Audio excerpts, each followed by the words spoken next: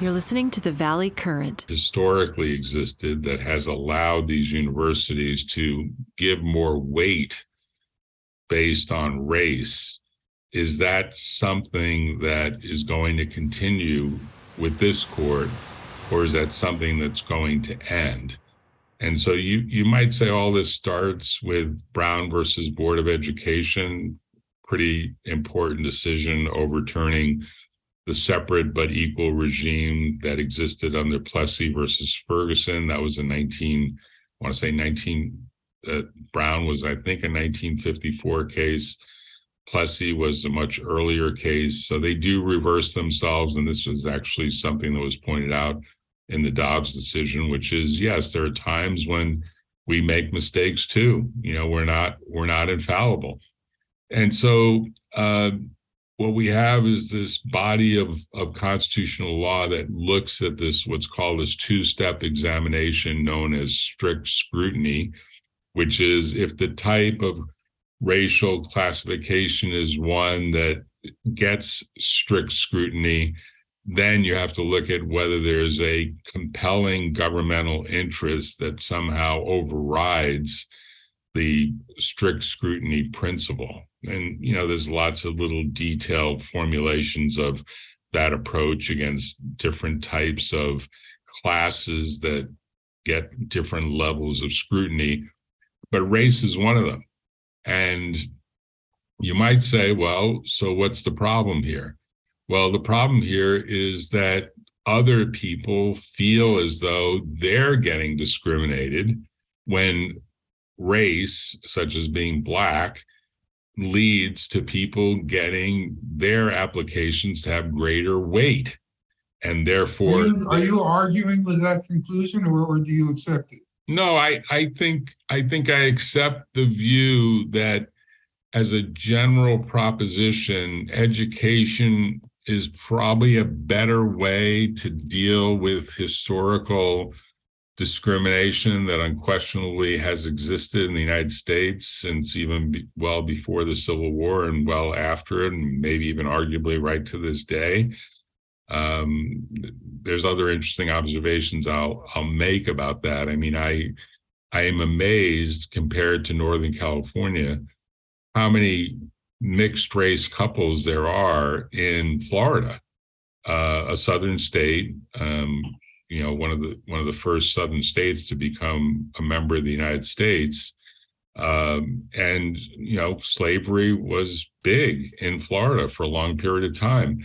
And yet it seems like there's actually more diversity and inclusion. I don't know if there's equity, but there's certainly diversity and inclusion in the state of Florida than what I see and have seen historically in Northern California. But that's kind of a footnote observation to the story of, you know, you can be a more Republican state, which I guess Florida is. I think it's a close 50-50, but let's call it Republican. It typically votes Republican.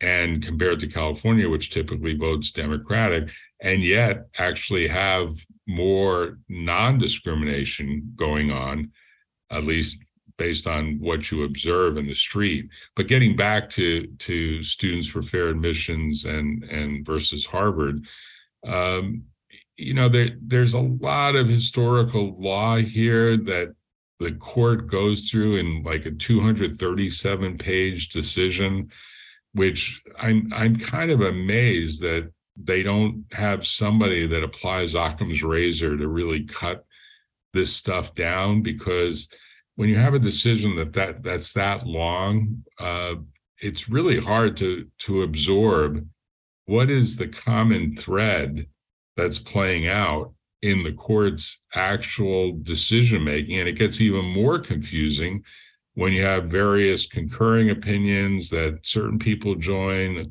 other concurring opinions that other people file and don't join. And then you have, again, this group that's sort of like, as far as I remember, all of the justices who voted to strike down the existing admissions policy, all 6 of them joined in Roberts' decision, and that will be what makes the law. I agree with you that I didn't quite see the point in Kavanaugh's separate concurrence and all of that, but I don't think it's going to matter in the long run. Right. And just to give some numbers, because I wanted to get them out there, which is that Harvard says it gets over 60,000 people applying for 2,000 seats. So, that if you do the quick math on that, that's like 1.6% of the applicant pool. So they've got to essentially cut 98.4% of the applicants out and giving Yes, weight, and do it in such a way that the racial composition of the incoming class doesn't vary from that of the previous class. And the Right. tools they use to do that are shot through with bad faith. Well, tell me what you think, because I can imagine that there is a strange way this sausage gets made that is almost trade secret, or historically may have been sort of secret. I don't know that it's secret anymore. There's a lot of detail in the 237 pages about how they rank people and how they cut and how they do this and how they do that. And I have to say, I think there's probably a lot of other backdoor stuff that happens in what they call the final stage, which is called the lop-off or LOP, during which the tentatively admitted students are winnowed further to arrive at the final class. I mean, that's from the decision.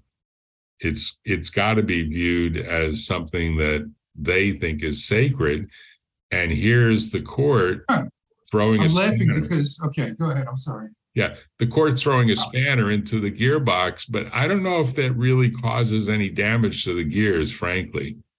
I wonder if it really is going to change anything, or it's just going to result in some different ways in which they document their file going forward, because this is a pretty hot issue and one that's probably not going away. The comparative numbers, just to finish this thought, at the University of North Carolina, in a typical year, they get north of 40,000 applications for maybe about 4,000 seats. So it's more like 10%, which means they've got to cut 90%. But still, those are big numbers. Harvard obviously is far more selective, but University of North Carolina still is top 10%, presumably, and it's not necessarily the top 10% academically in either place. Far from it. And now let me do my little shtick. I was saying that it's shot through with bad faith, and I meant two things by that. The first thing is the racial composition, but there's a second thing, and there's an acronym for it. The acronym means athletes, legacy, donor related, and faculty related. Okay. And the second thing is what made me laugh. But let me do the first thing first and then get to the second thing. Okay. So we had pre-Bakke, you had straight racial quotas. It was true when I was at Michigan. It may have been true when you were at UCLA. Right. That's what was struck down at Bakke. And Bakke was an odd case. This case has a strong majority opinion behind Roberts. Bakke did not. There were 4 against using race. There were 4 in favor of race. Lewis Powell was in the middle. No one joined, as far as I remember, his opinion, but his opinion governed because it created the majority. And his opinion was, no, you cannot use race to remedy past discrimination or remediate the history of racism and on and on. You can use it to create diversity. So that's where we got the diversity from. Everybody had to bow down to the diversity god, okay? But what it really meant in practice, whatever Lewis Powell may have thought, whatever it meant in practice was, we want to keep as much as possible of the pre-Bakke racial composition of our classes in being, and now we just have to find other ways to go about it. And the ways they found to go about it were shot through with bad faith, okay? So going on objective measurements, your LSAT score, or for example, was not producing a racially diverse class. And in fact, Black enrollment went down into the low single digits. And this could not be remedied by other objective measurements. There was a plan in Texas to admit the top 10% to the University of Texas, to admit the top 10% of every high school. And this would not explicitly use race, but it would mean if you're a Black kid going to a high school only Black, you've got a shot at being in that 10%, and then you're in. Okay, so they tried to do that, but it did not produce the racial result that they wanted. So they moved away from objective measures, whether the 10% rule or the LSAT, to subjective measures. And this is where you got the term holistic admissions from. So now and Harvard was brutal at this. So holistic meant that there was a subjective component to admissions decisions in which we look at the personality and the leadership qualities and the likability, believe it or not, of the students. And amazingly to say, all the Asian kids got lousy scores on personality. Now, if that's not invidious racism, what the hell is? Yeah. I mean, it was despicable. And it's not only despicable in and of itself, but it's an obvious, blatant fraud. And having your public authorities or even your leading cultural institutions like Harvard engaging in blatant frauds is kind of bad. Yeah. And everybody knows it is. The second thing, there's a large exception to diversity, and it has to do with admitting students on the basis of athletics, whether they're legacies, in other words, the children of alumni, whether they're donor related, let me say that in caps, donor related, or whether they're the children of faculty. And that accounts for 30% of the incoming class. And that's their business plan. They didn't get their $50 billion endowment out of thin air. It comes from legacy-related and donor-related admissions, period. That's their business plan, and it's very successful. You sent me an article from Rolling Stone. No, not Rolling Stone, excuse me, Mother Jones. Mm-hmm. And the article said there are basically two legs to Harvard admission. The front leg is advancing diversity. The back leg is ALDC. And by front and back, I merely mean more visible and less visible, not more important, less important. Okay, the ALDC is actually more important. It takes in more admittees than all of the affirmative action or diversity or what have you admittees put together. But that's where they get their money from, and they're not going to change it. For some reason, they want to preserve the facade of diversity and race consciousness and yada, yada. I guess because they want people to think that they're wonderful, wonderful people. But to which I say, give me a break, really. And in order to preserve this facade, they do the most blatant racism in American life today. Well, maybe that's a bit of an exaggeration, but they do blatant racism. Give the audience the acronym ADLC. What is it? A for athletic. A is athletic. L is legacy.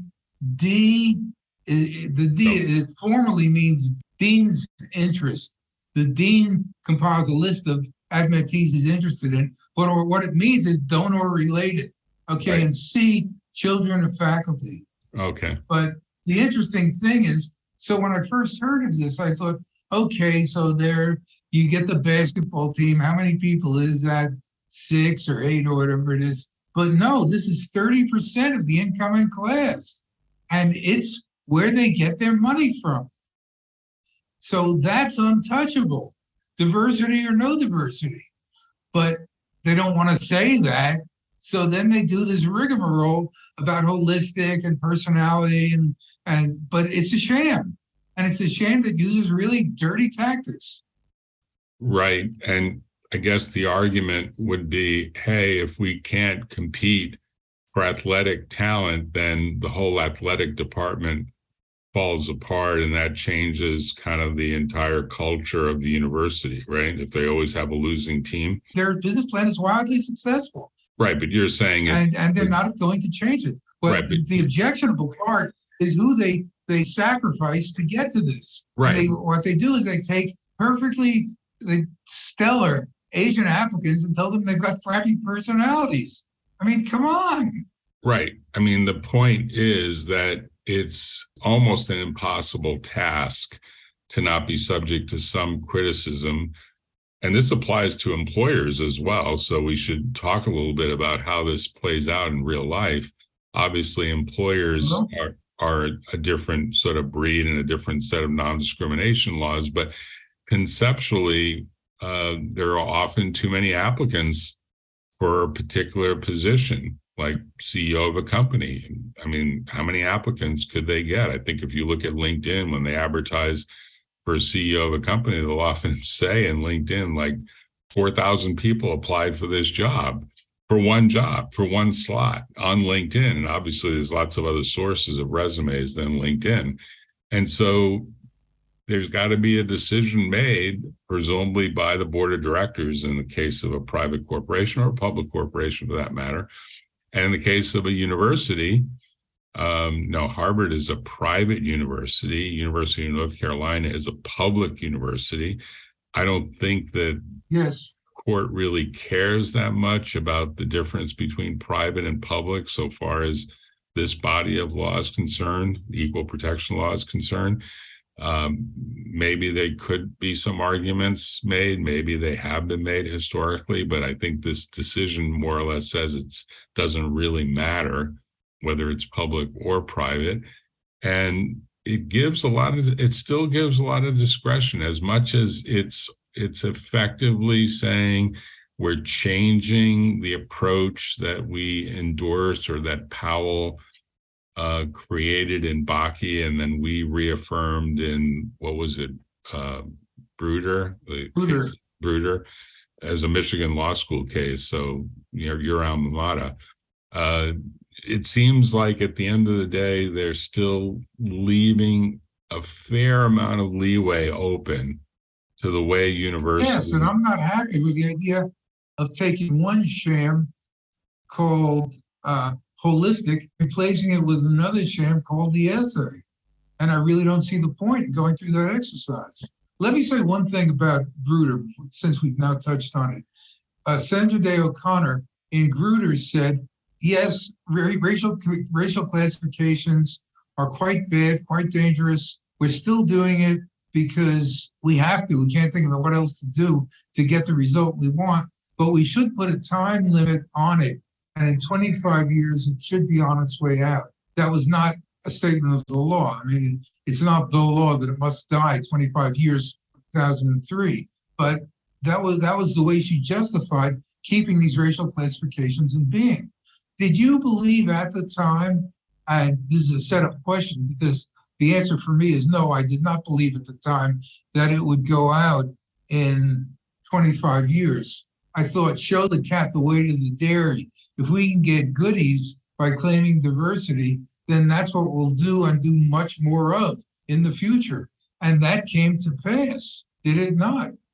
Right. I mean, I have to say, I never really thought that the Supreme Court should ever sound like it's legislating a time limit for how a particular constitutional principle is or isn't going to work. And think about that for a second, because if you really take... No, I'm not saying that they should or that that was a good idea. I am saying that whether she was kidding herself or not, I knew as soon as I heard it that that was not going to work, that the opposite would happen. Right. I mean, it's sort of like when you think about different people talking about the U.S. Constitution, just to take a step back for a second, the Constitution is not a very lengthy document. If you really wanted to keep a paperback version in your pocket, it would be probably no more than, I don't know, 50 pages in a book. There's booklets available you can buy that have both the text of the Constitution and the Bill of Rights and the amendments going beyond the first 10 amendments. I forget the number that we're up to now, but the amendment process is very challenging to do because the number of states that have to agree, and we don't really have that level of agreement on anything to even have a constitutional convention. But the reason I'm raising this is the founders create a document that's designed presumably to be amended. I think they really believe that it would be amended about every 20 to 30 years, maybe less, maybe more frequently, maybe less frequently. But we haven't really had a serious debate about how to go about amending the Constitution to deal with what we might say are some explicit things that we all imagine the Constitution should cover somewhat explicitly, like privacy rights and the like.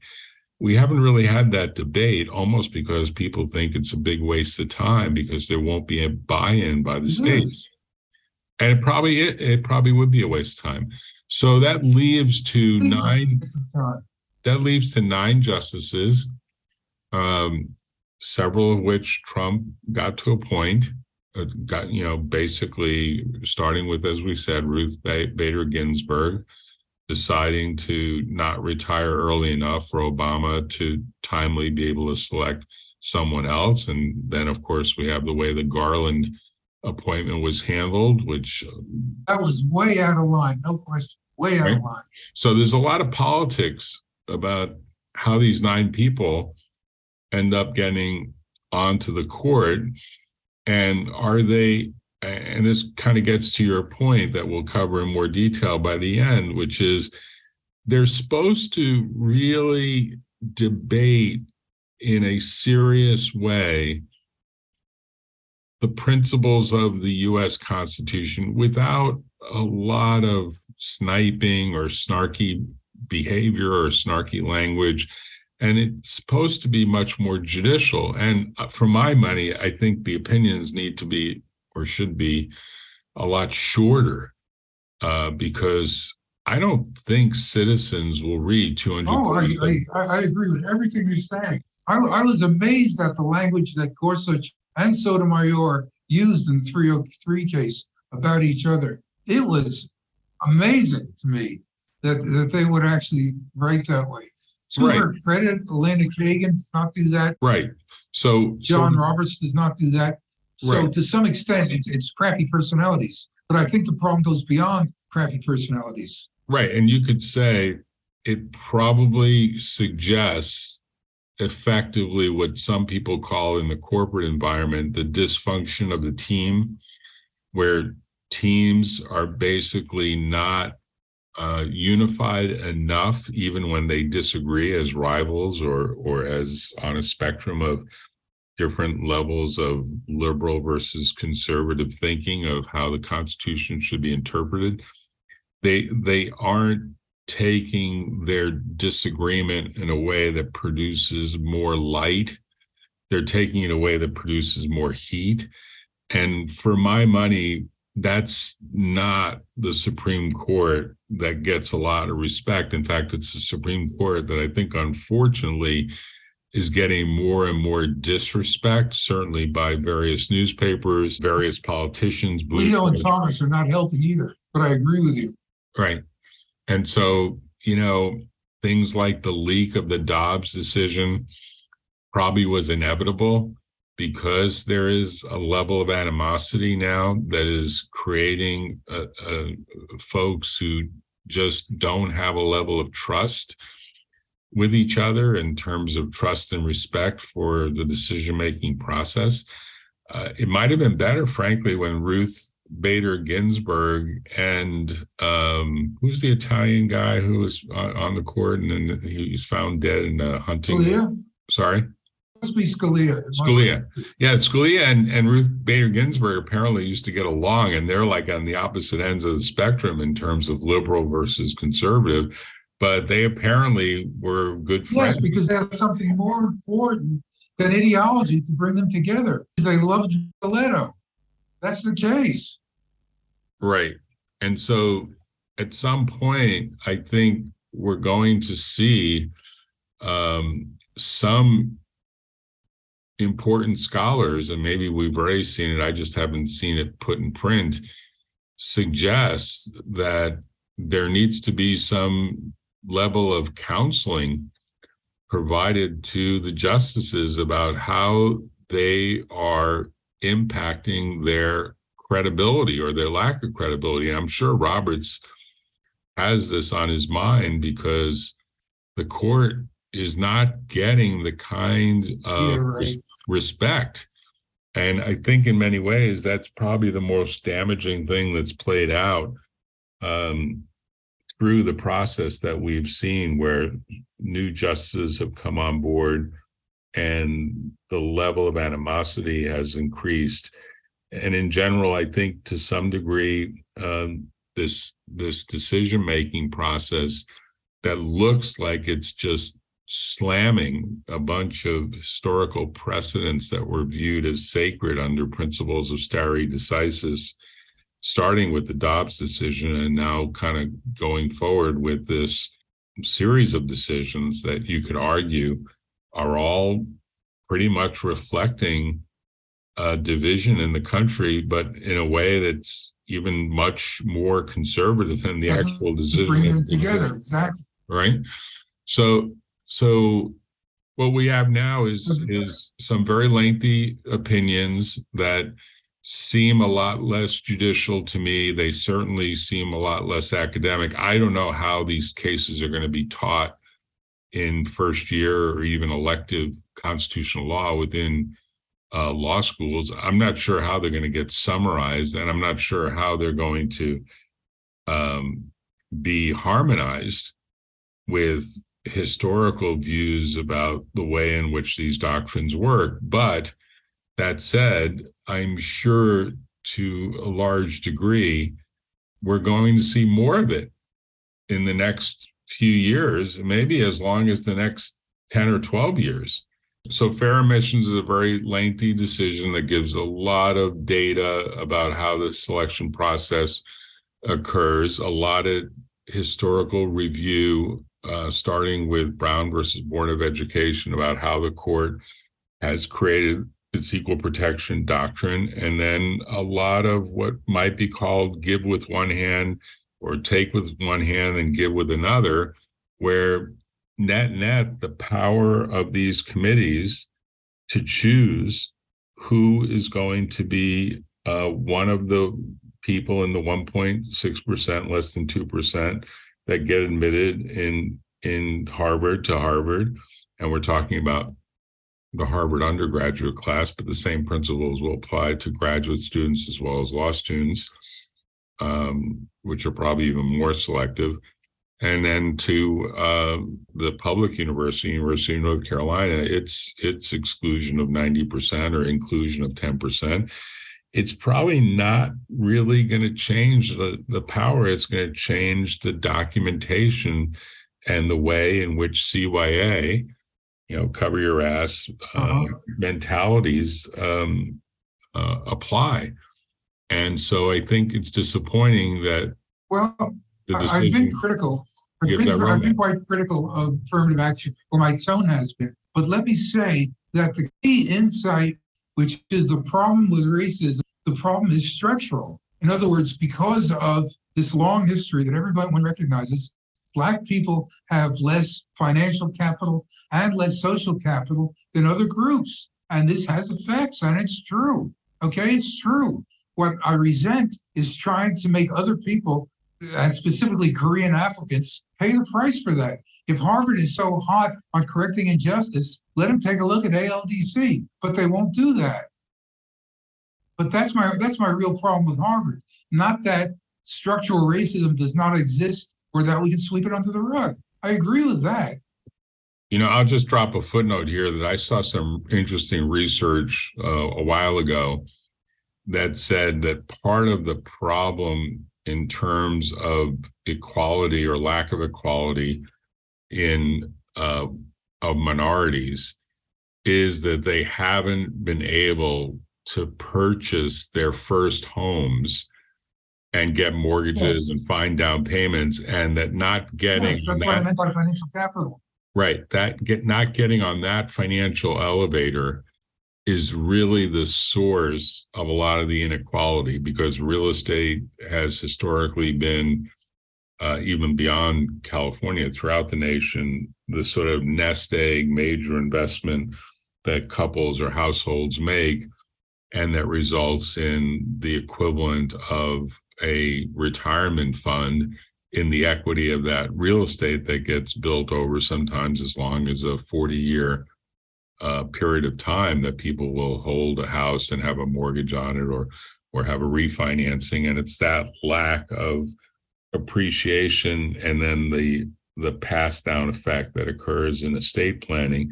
And so if Blacks and other minorities are mostly renters, they never are on that elevator pit on that elevator. Now you could say, well, yeah, but that's tied to education, because if they get a better education, it they is. get It a better is. job.